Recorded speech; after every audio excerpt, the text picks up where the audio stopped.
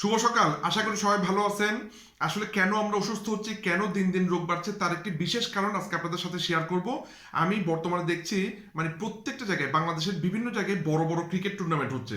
সেই ক্রিকেট টুর্নামেন্টগুলোতে যারা টিম নিচ্ছে, যারা ম্যানেজার বা যারা সেই মানে দলের মালিক, ওনাকে কিন্তু প্রচুর টাকা খরচ করতে হচ্ছে। কারণ বর্তমানে যত প্লেয়ার হায়ার নেয় তাদেরকে আসলে মোটা অঙ্কের টাকা দিতে হয়। তো 11 জন প্লেয়ার যদি থাকে, যদি 3,000 টাকা করেও দিতে হয় তাহলে 33,000 টাকা, এরপর খাওয়া দাওয়া, গাড়ি ভাড়া, এভাবে প্রায় 40-50 হাজার টাকা এক খেলায় বাজেট করতে হয়।